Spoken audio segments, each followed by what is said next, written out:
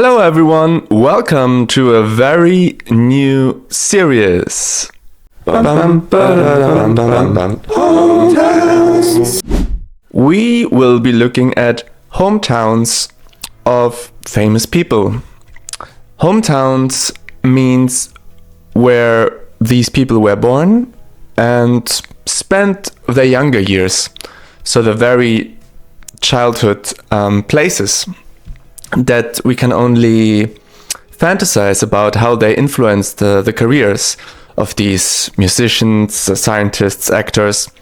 And I will start off the series because yesterday I went into a little bit of a tunnel about Nick Cave.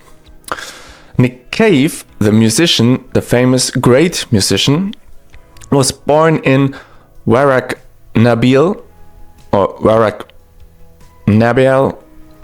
in Victoria, Australia, where also Melbourne is located. But he was born some, well, God knows, 300 kilometers away from Melbourne in this little town on a plain with 2,500 or so inhabitants in 1957, and he lived there just the first few years of his life.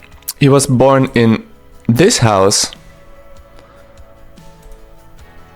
which I'm not entirely sure where it is, despite the place being so small, but also it's a little bit tricky with some of these childhood homes because the new people that live there, because his family moved away, there are new people living since ever, they want to protect some sort of privacy. So if we come across it, okay, that's one thing, but I don't want to look for these kind of places necessarily if it's not made so public. Here I would actually have to search. So if it's not so public, then maybe I respect the sort of privacy of the person, family, whoever else lives there now.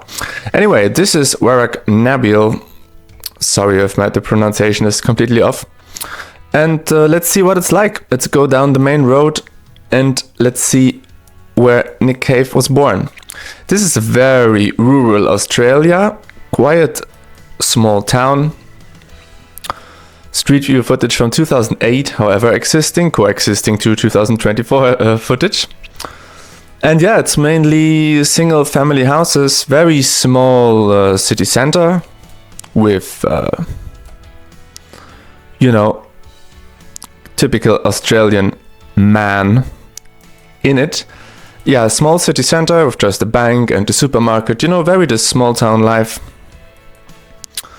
Really. And Nick Cave being somewhat religious, let's say, pending between being more atheistic and more Christian, he was taken to the church by his family from a young age, if my memory serves me right, and I guess that also started already in this small place here.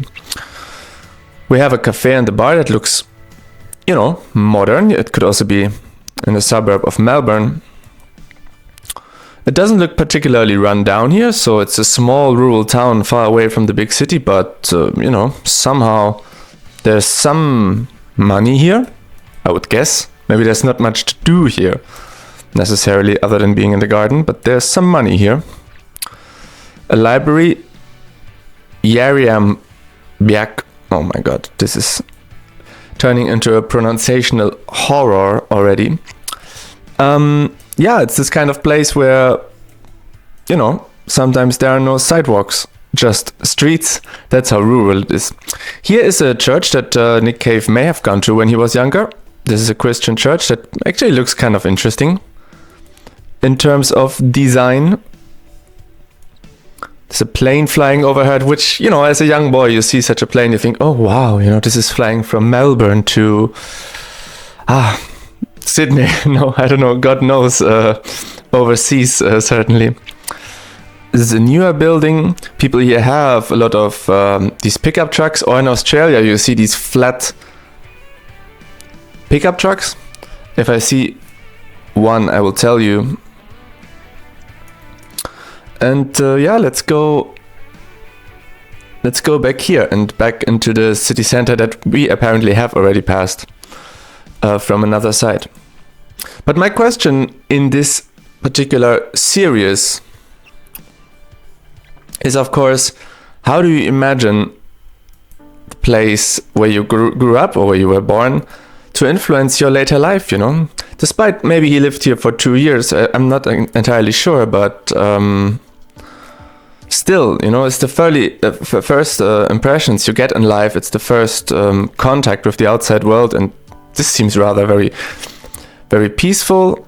You can play sport here, so there's some sort of community, I suppose. This is, I don't know what they're playing.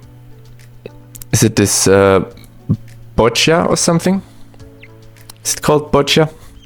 I think so. Yeah, very peaceful. Kind of feel like there would be a lot of spiders here, which I don't think I would necessarily want, but I guess if you grew up with it, you can kind of deal with it.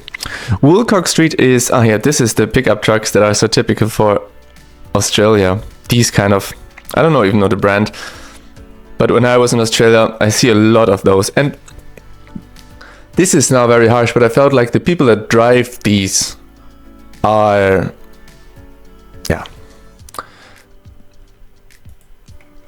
a certain type of people, let's just say. So I'm not so harsh, hillbillies. Yes. Sorry about that. I don't know where this came from. But yeah, this is another church, I guess. Baptist church. Yeah. So we have already seen 2 churches, so I can imagine that, you know, religion was a big thing here. And with religion tends to come community. There's a silo that is in the city center and kind of a landmark, as far as I understood. And yeah, here we have some Nana's treasure house, proprietor, and this was a bit of a rundown house. Yeah. Here's the very city center with another famous monument, which is these sheep in the middle of Federation Square. So let's have a look around. Liquor Savers, well, liquor shop, the bottom of this classy palace hotel. A pharmacy, a supermarket, and what I believe to be a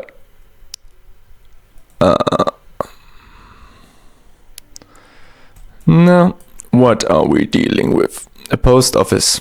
And down here is also a police station. So that's kind of, the small town life in a nutshell. You have everything on one main square, really. And yeah, it's pretty cute. This is like this sort of shopping street I was talking about here. You can buy some clothes.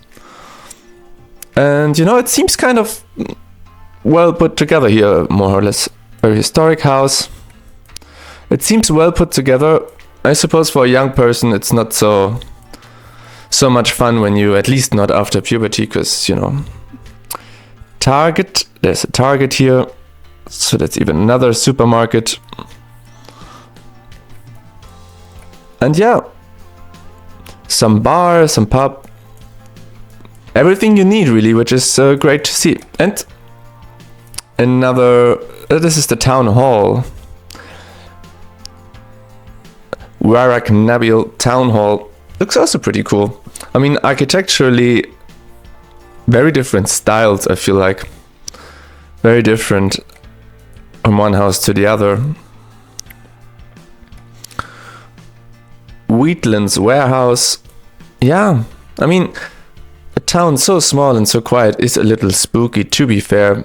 And I guess maybe in Nick Cave's music, there's something mystical, something, not spooky, it just sounds too simple, but something a bit deep and dark, which, is funny, because like in these small towns, in Australia especially, you think, community, sunshine, relaxed life, but it's also just such I think it creates a certain pressure on you, because like maybe you want something from life that you can't have if you're sort of stuck in this town.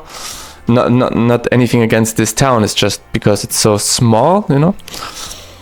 But yeah, otherwise pretty nice. Well, after Nick Cave, we should maybe have a short look in some of the outer roads here just to see how it looks like. Yeah, it's just really housing mainly. I don't know if there are any other attractions.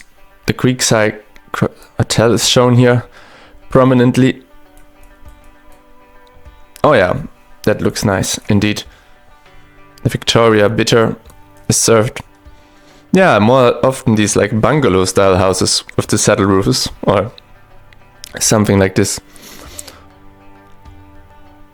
Health Campus, maybe quick look there as well, just to have it seen so that we don't miss anything. Yeah, on the street level all the houses look very similar, whether it's a campus or a supermarket or a residential house. But yeah, when he was then, I suppose, 3-4 years old, I'm not sure, his family moved to the town called Wangaratta. Now this is a town at least 10 times the size, a little bit more, 30,000 people, and it must have felt like the metropolis, you know, the mega city where suddenly things became possible. And here, other than in the previous town, is marked Nick Cave's childhood home. So this we shall have a look at. Here in Mepunga Avenue, this I believe is Nick Cave's childhood home. We have the same same kind of low, how do you call them? Lowrider truck, let's just say, that are, in my opinion, so unique to Australia, maybe also to New Zealand, I'm not sure. And yeah, a bit of a rusty roof, a boat in the garden. Sorry, I have to follow up on this. Is there any water around? Well, I mean, maybe this is some kind of creek here. There's also these two green lungs that run through the city. 3 Mile Creek. Yeah, maybe you can ride the boat there. Otherwise, I'm not too sure why you would have a boat in the garden. Maybe for decorative purposes. That's always possible. But yeah, here he lived, I suppose, for longer, and eventually moved on with his family, or alone, I'm not sure, to Melbourne to study, and then to quit studies and engage in heroin and so on and so forth. But yeah, Nick Cave, certainly admirable artist with a very certain style of music, and also the persona he has created, or perhaps he is, you know, this very dark sort of, yeah, priest-like guy that, you know, grew up in these kind of, yeah, I suppose middle-class neighborhoods. Let's also have a quick look into Wangaratta city center, if to be found, I suppose, here. Yeah, you see it's a totally different scale here already. There's people sitting in a cafe. There is not too dissimilar style brick buildings with these white framed windows and doors and ornaments. By the way, one thing I wanted to show you in Warracknabeal,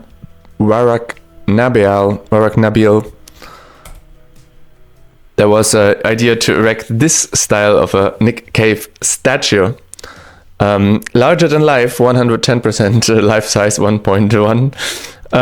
That would be pretty cool, you know. It's also because if you are such a small place, and I don't know how well they are doing economically, but if you have such a famous person coming from your place, you could sort of just like, you know, get something from the tourism industry, you know.